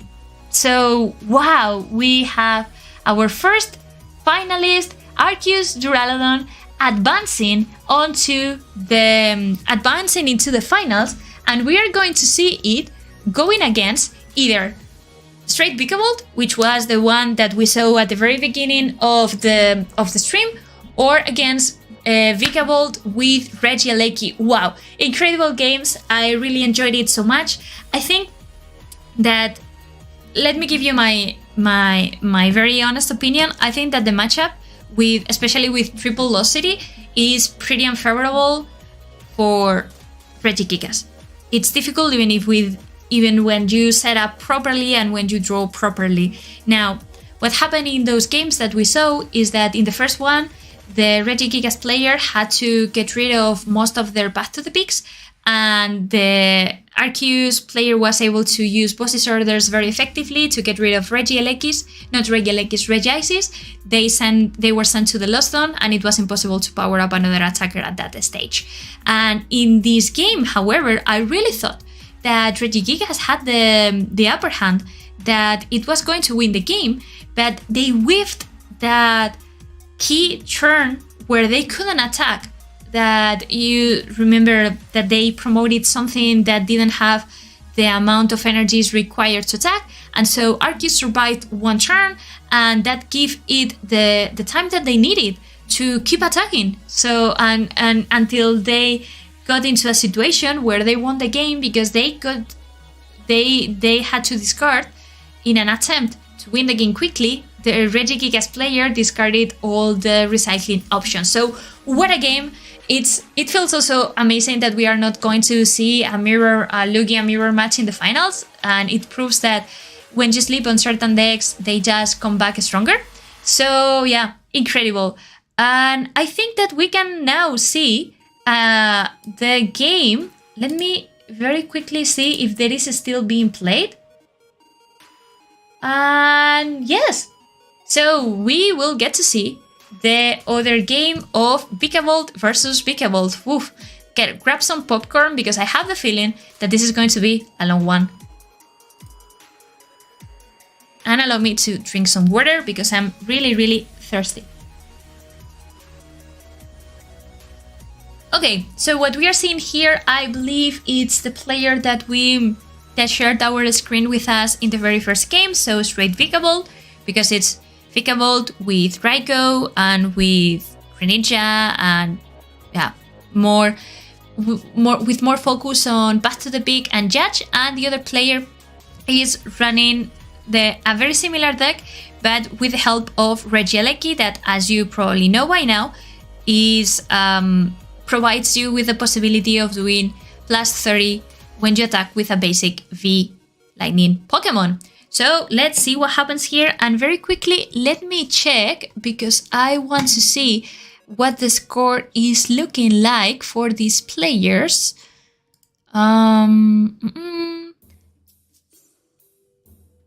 So looks like straight Vikavolt. That's how I'm going to be naming this deck now. So straight Vikavolt is leading 1-0. So if straight Vikavolt wins this game, basically we will already have the second finalist, the finalist that will face Arceus Duraludon. So now what is happening here is that the entire hand is getting played down, I guess because you know that once your opponent starts getting you into the item lock, there is no opportunity for you to use any of these cards, so you want to maximize them while you can. And however, what I am missing here is that no energy was drawn, and that is definitely a problem. No energy being drawn. Now what are you going to do if they get the turn 1 item lock? So Battle VIP Pass, it's going to get, whoa, many things going on here. So Battle VIP Pass, well, actually double Battle VIP Pass, which will grab a Greninja, which will grab a Regieleki, and then two additional new Pokemon. And Path to the Peak was immediately countered by Temple of Shino. So I wonder if that means that this list, and let me check because this is really interesting. Does that mean that this list does not run any speed energy? This player, no, it runs 4 speed energies. It says that they run 2 Temple of Shinos and 2 Stormy Mountains for the setup. And by the way, in case that you are wondering, the Pokemon lineup looks like that. So 3 Vikavolt V, 2 Regieleki V Max, and 3 Regieleki V. And they are, of course, renouncing to things like to things like Mew, which is the Mew package is the one that the straight Vikavolt is playing. But look at that, they missed the turn 1 attack, and this is huge because if you say at the deck, if you say at the hand that this player has, so basically everything is an item, so nothing would have been able to be played. So Raikou now is going to use the ability, draw 1 card. This is a good card to draw. This is actually a really good card to draw because then you can send it to the discard pile, and you could potentially get Melony here. If you wanted to. You could activate the Forest Seal Stone to get Melony, and the only thing here is that you will need to top deck a energy, and it didn't go as planned. So that's definitely a problem. Not as problematic, because you still, I mean, you had been able to attach the energy and all of that, which is great, but you now are missing the KO here. So it looks like it was decided that Poor Zigzagoon is going to be taking the hit, at least for the time being. I think this is going to be a lengthy game in the sense that these decks cannot really do a ton of damage out of the blue. They are not aggressive decks, they are control decks, and if we get into a situation where a lot of item locks are going on or we have an item lock situation going on for many turns, well, don't expect this to be ending anytime soon. So Boss's Orders was now played by Pikabolt and Ultravolt. By the way, I love this artwork. I love it so much, and I guess that we will get maybe a drawing Pokemon, like either Crobat or well, that might mean that they already have the supporter or the energy in hand. So Regieleki is now properly set up, which is very nice. And as you can see, that's the difference that Regieleki makes into this type of games. So on the one hand, it is true. Ooh, so aligning energy was now grabbed. Now the problem is that it cannot be played. I mean, it can be played, but it won't provide any effect. So, and not being able to get rid of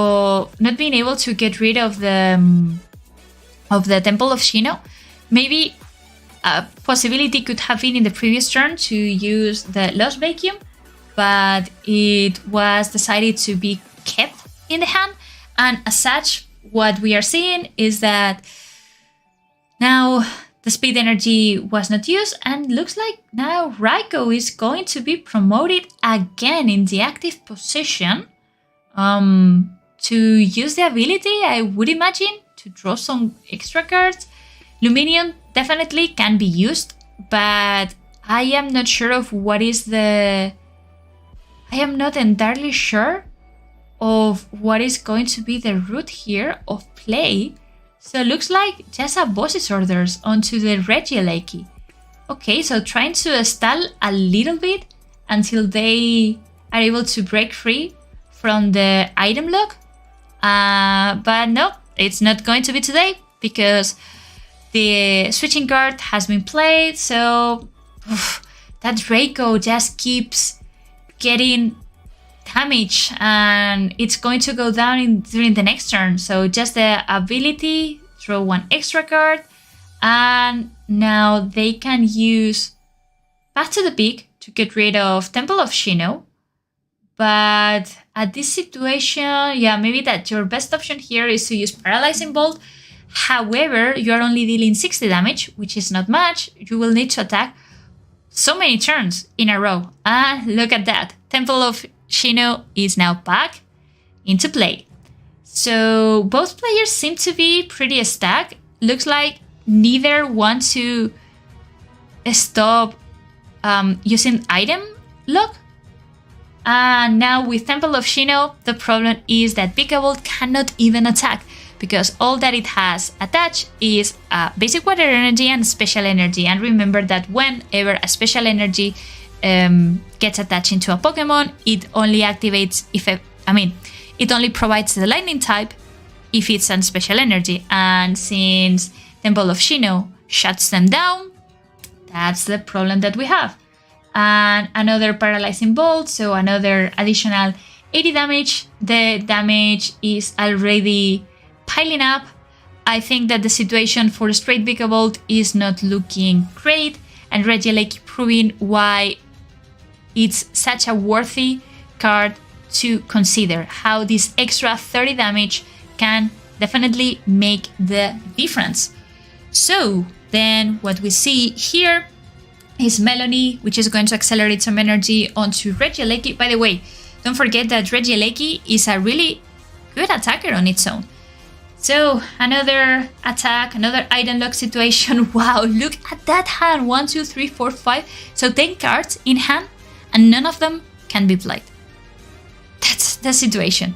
That's literally the situation. So we are going to see Vikavolt going down, Regieleki Vikavolt getting 2 prizes, and situation is not looking great because look at the amount of energies, the difference between both boards. It's incredible. Another energy getting attached to Regieleki. Now Vikavolt goes down. I see no possibility of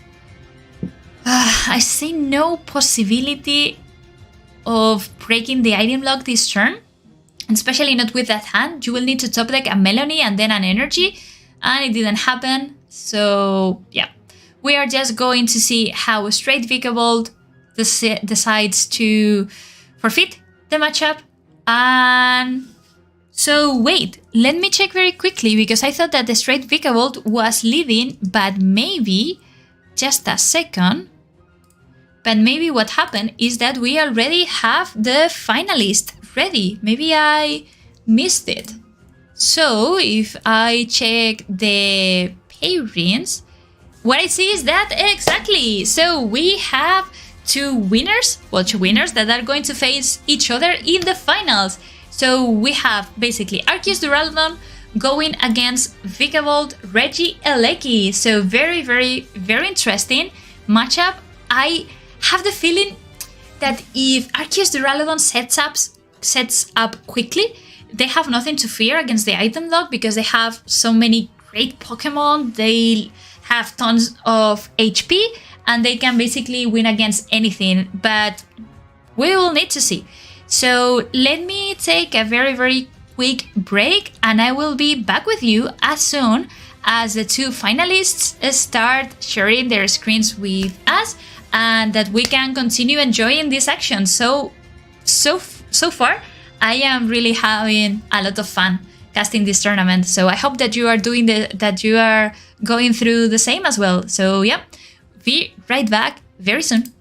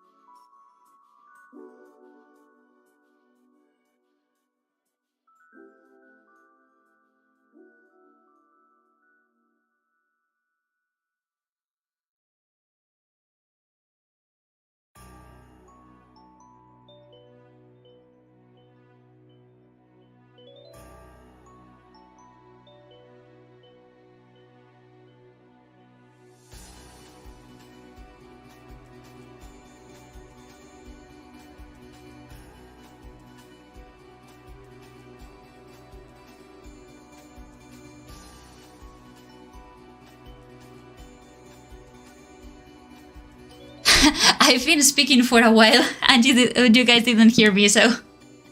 Okay, technology. Well, anyway, so I was saying that the finals had already started, that in this case Vikavolt has gone first, has attached one energy onto Vikavolt, and what we are going to see is the item lock becoming a reality here, with Escape Rope, with Path to the Peak, with Temple of Shino, and then an Ultra Ball that, let's see what it's going to grab. It can be maybe a Regieleki VMAX to start boosting up the damage. And now the situation here is not that bad in a sense, because if they really wanted to, true that no item cards can be used, but they still have access to Arceus ability. So I imagine that a possible option here would be to grab a double turbo energy to use it to power another Arceus. Sorry, it's getting very late for me. And maybe a follow-up play. I'm not entirely sure what that follow-up play could look like. Okay, Hyper Potion, but you cannot really use it now, so I'm not sure if the Hyper Potion is what I would grab. And Raihan. Okay, Raihan, so to prepare, or because you are kind of assuming that rightfully so, that this Arceus is going down, so you just use the attack to power up a Duraludon, and maybe, yeah, that's it. So all energies go into, 2 energies go into Duraludon, and the other one into the second Duraludon that has been benched.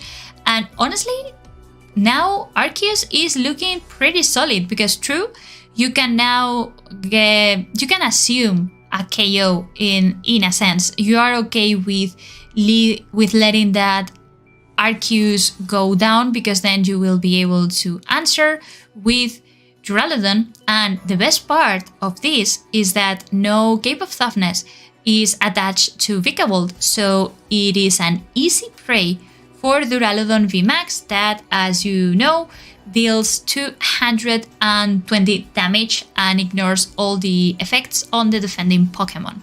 So yeah, Paralyzing Bolt, still no hand disruption, so I imagine that what we are going to be seeing here promoted is the... Oh no, okay, so they decided to go for Arceus, okay. Okay, yes, of course, because there was no... Sorry, my bad. I completely forgot that there was no basic energy in the discard pile. So that's it. So right hand directly grabs any card that you want from your deck. And in this case, this card is going to be the Duraludon V.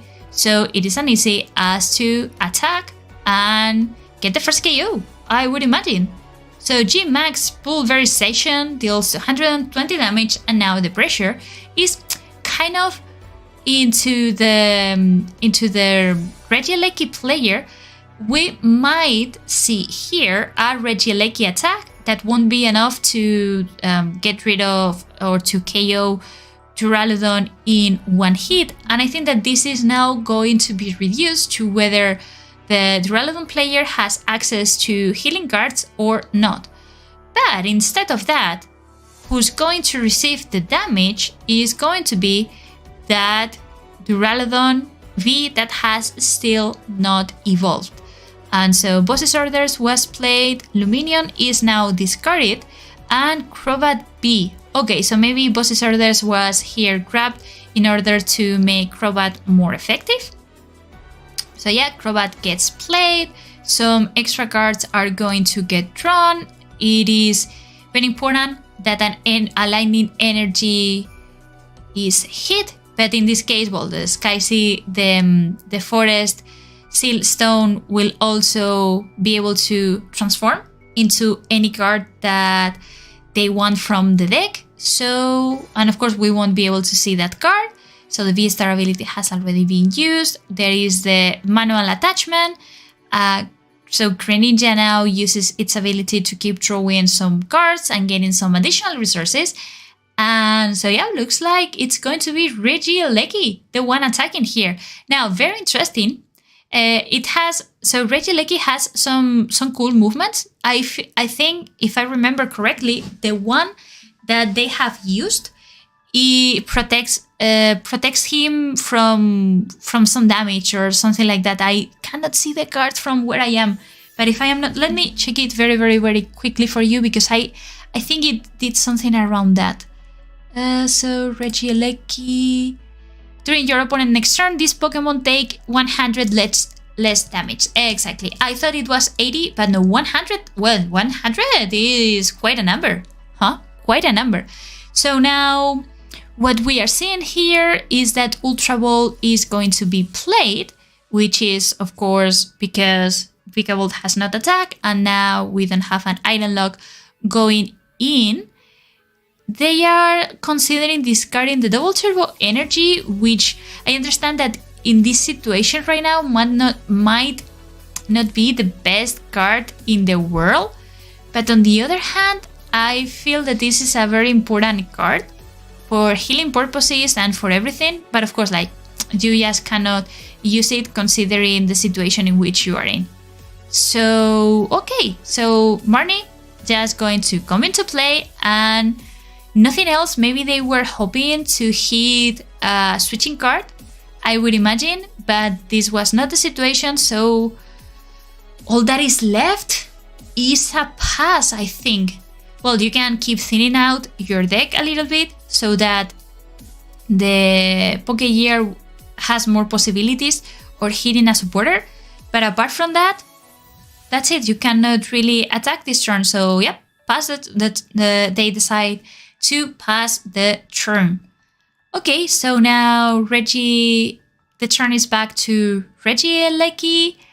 There are actually 3 Regielekis on play, but only one Regieleki VMAX.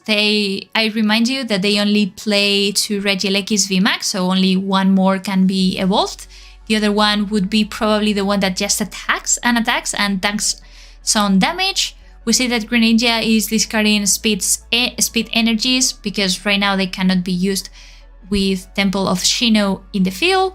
So maybe we'll just see another attack, another 100 damage, and that's pretty much it. Now, this is very interesting because if Duraludon wants to get rid of that Regieleki, they need to attack at least 3 times.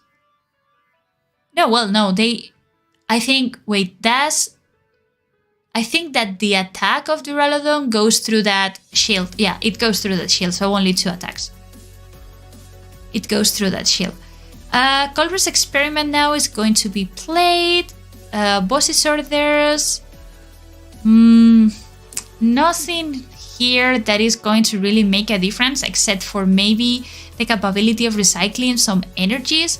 So yeah, Gmax Pulverization, it's going to deal 220, yeah, exactly, because as I said, it ignores all the effects in the active position. It means that you can hit for a very solid damage when you face something like Regieleki or Gudra, that also prevents 80 damage. So what is going to happen here? We see an Ultra Ball, maybe we will see a Regieleki or something just to thin out the deck. So a second Regieleki is going to hit the field.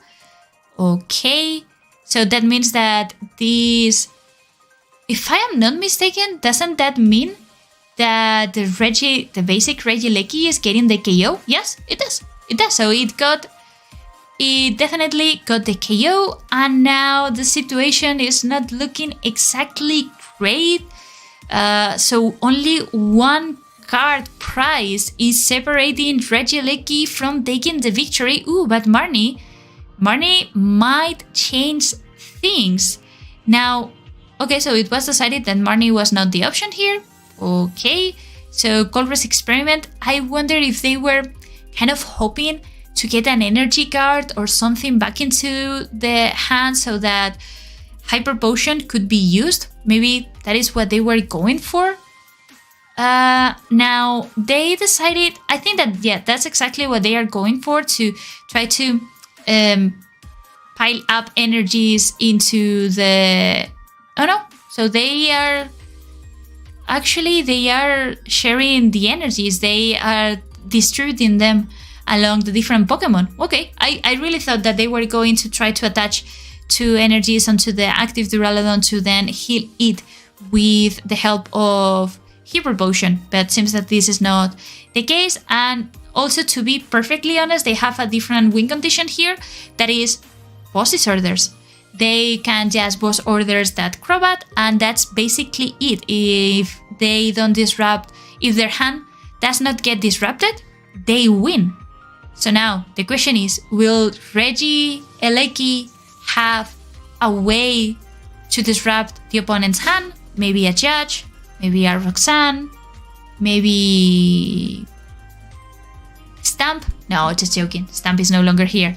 No. So just Arceus that has now been brought into the active position with Serena.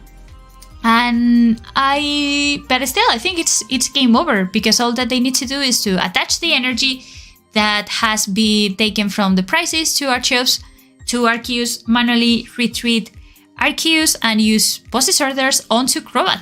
And that's basically it. That's how you win against this game.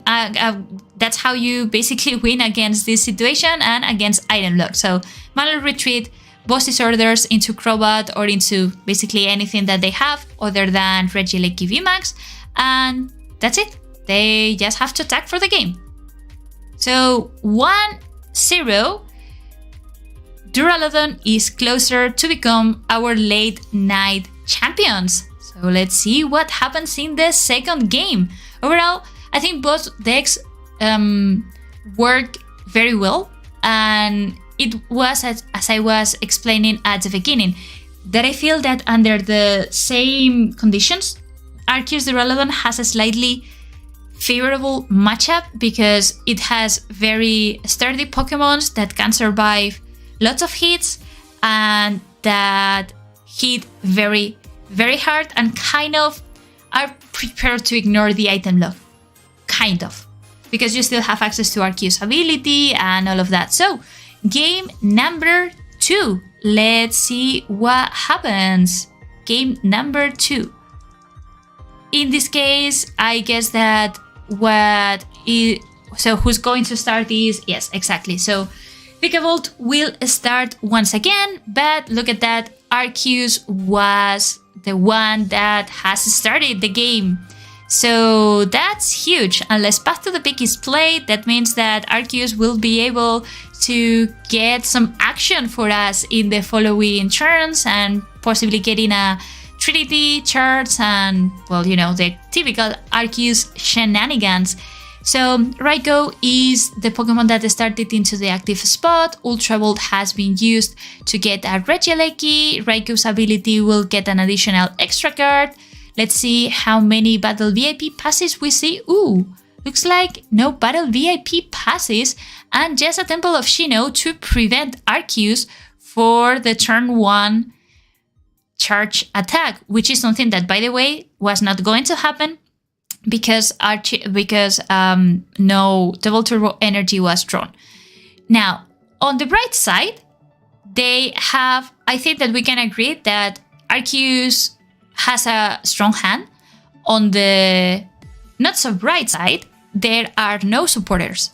So this might slow things down. I think that it's very important that an energy needs to be attached and the Arceus V-Star needs to be grabbed. Just in case something very, very, very weird happens and Vikavolt appears out of the blue and then puts you into an item lock situation. But, well, in this case, it was not Vikavolt, but it was Marnie that is going to take away the possibility of using Arceus. Ooh, that is definitely bad. That's not amazing. That's definitely not amazing because that Raikou is going to already start attacking Arceus. Well, at least one energy. That's definitely something that helps because that way you can start powering up your Duraludon V-Star. So not the best of the things, but still good thing. Yeah, now your Duraludon VMAX is ready to smash. Whenever I look at Duraludon, you know, I think of Hulk from the Avengers, like Duraludon smashes, things like that. Well, whatever. Anyways, sorry, I told you it's getting late for me. Melanie gets played and it's going to power up Regieleki. It's funny that we have not seen any single Vikavolt, but maybe in this situation is not what you really need, or maybe it's a bit too late. So Raikou is just going to draw an additional card and attack Arceus, but still Arceus is not going to go down, at least not this turn. So it will. So there is still some possibilities of top decking an Arceus V-Star and using the V-Star power to get maybe a Colress experiment or a switching card or something like that. The good news for Vikavolt is that they had been able to attach a Cape of Toughness to the Raikou, and that means that it's not going to go down when Duraludon attacks. But however, that means that if you play down another V Pokemon, like for instance Vikavolt, it will go down. So well, let's see. There is a search being made via Quick Ball. I guess, okay, so Crobat. Maybe that indicates or that hints the fact that they have a way to reduce their hand. Oh, wow. So being forced to play Trapion is not exactly what you want to see. So they must be very, very, very stuck, or they just wanted to try to get the KO as badly as possible. I don't know. Because that Trapion is definitely a very easy target for the Arceus player. And all that they need to do is to maybe KO the active Pokemon and then use double bosses orders to seal the game. So now they are going to thin out a little bit the deck, and I would assume that they are going to play Marnie in an attempt to draw the V-Star. So Arceus V-Star. I would imagine that this is what is going to happen. Exactly. So Marnie gets played, and let's see if Arceus makes an appearance. Yeah, it does, because the evolution instance is there. And also the good thing is, I believe that the double turbo energy can still be attached. It will only provide one energy, but it will give the possibility for Arceus to attack, which is pretty solid, I believe. They can also, if they truly wanted to, they could save the double turbo energy and use the escape rope and just force something to take the hit. That's something that could happen. There are many options here. Or you can already start putting some pressure on the Raikou and save the V-Star ability for later, and then use that double turbo energy with an hyper potion to heal most of the damage from the Duraludon V. So let's see what is the situation here. So escape rope, it was decided that the escape rope was going to be played, and now they have a difficult decision because nothing can really survive that hit. Can it? No, nothing can. So they are deciding to sacrifice a Vikavolt, which is probably not going to be used that much at this situation. And now Duraludon is leading the race, and also they were able to get Marnie off of the prizes, which is of course going to be very important to get some additional draws after this turn.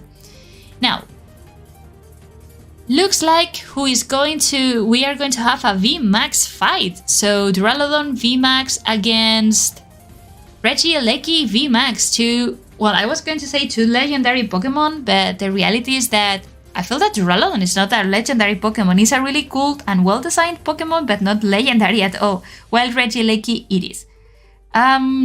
Okay, so Radiant Greninja is going to be crud, maybe because they have an energy on the hand and they want to... Okay, so the Forest Seal Stone gets attached to Regieleki, which is going to transform into any card that they want. And that's it. They just go for a straight attack onto Duraludon. Okay, So at this situation, I feel that if they really wanted to, so they can just, they can just Boss's Orders, attack, and in the following turn, once that VMAX goes down, since they have been saving Arceus ability, all that they need to do is to use Arceus ability for another Boss's Orders and to target down Crobat and win the game. That's it. Now, the question is, will they be able to disrupt their hand? Which is something, it was a very similar situation to the one that we saw in the previous game. Whether Vikavolt will play some hand disruption option. So let's see here. Now, looks like they are searching through the deck. Maybe another Marnie? A Marnie could potentially save them. Oh, well, no. Okay, this is, of course, yeah, this is better. Because if you are getting rid of Arceus, that means that the ability cannot be used unless something is top-decked. So, okay, so they are just promoting to Duraludon be here. So the energy gets attached into the Arceus, and now it really depends. So are we going to see a Marnie? Yes. So we are going to see a Marnie, hoping to get the Boss's Orders. Okay, there is the Boss's Orders. Duraludon is going to attack. That is pretty clear. Duraludon is going to attack. It won't be enough to KO that Regieleki. Won't be enough. And Pokégear has already been grabbed. Now, the situation here is looking pretty solid for the Duraludon player, because unless there is a way to take Boss's Orders away from them, they have basically win, right? Because even if they retreat the Regieleki from the active position, all that they need to do is to use Boss's Orders, and since they are 2 prizes away, they just win the game. They become the champion. So let's see what happens here. Switching card, Raikou. Raikou will get 1 additional card, and Cape of Softness into the Crobat. That does not really matter because Regieleki has been damaged by Duraludon. And what is that Ultra Ball going to get them? What is the Ultra Ball going to get them? It needs to be Marnie or Roxanne. Okay, so this is huge. So Lumineon. Lumineon can go for Marnie. Lumineon can go for Marnie here. Yes, Marnie. So now it's back to square one. Still, there are a lot of Boss's Orders in the deck, so it's a possibility that they draw into them. But let's see. No Boss's Orders. Oh, wow. No Boss's Orders, but they have an Ultra Ball. And if they have the second copy of Arceus V-Start in play, it means that they equally win. So let's see what happens here. So Ultra Ball is going to discard, whatever 2 cards. The Arceus V-Start is there, so GG, well played. That means that now we get to see a Boss's Orders. And Starbirth is going to grab, whatever 2 cards, so Boss's Orders and another one. It doesn't really matter because with that, then Regieleki can be targeted down, or Crobat for that matter. And just like that, we have a new European late night series. So congrats, Arceus Duraludon, on winning this series. Wow, really funny, really incredible and stimulating run. I think I really enjoyed the experience of casting these. It's great to see that Arceus Duraludon still does great, and I think it's a really valid deck for the format. It's just that, as you know, the issue with Arceus Duraludon is that some Lugias have been adapting their style of play so that they could counter Arceus Duraludon better. by running things like Path to the Peak and canceling Cologne and things like that. But in reality, once it's set up, it can basically win against anything. And I especially like the deck list and how they decided to run triple copies of Lost City to have a better opportunity against Lost Box and against Regis. So overall, very well played by all of the players here. I think that we can agree that we have seen some quality matchups, and it is a bit weird that we didn't see Lugia winning as much, but well, the metagame moves in waves, and I hope that you enjoyed this. So having said that, congrats again to the finalist, congrats to the winner. I would just like to remind you that if you enjoyed this stream, please consider subscribing to the Shuffle Squad YouTube channel, because we have a lot of action going on, and that tomorrow we will have, well, tomorrow in a couple of hours in reality, that the late night series for America will take place, and that if you want to participate in those tournaments, it is as easy as to have a Pokémon TCG account to sign up in the Play Limitless page, and that's it. And you will get the chance to compete against the best players to win a trip to Japan. So having said all of that, all that I have left to say is that thank you so much for being here with me for another amazing night. I'm going now to be going to bed, but I hope that you had fun. And as always, if you had any comments or feedback for me, I will be more than happy to hear them. So have a great rest of the day, and looking forward to cast with you again and to be with you very shortly. So bye bye.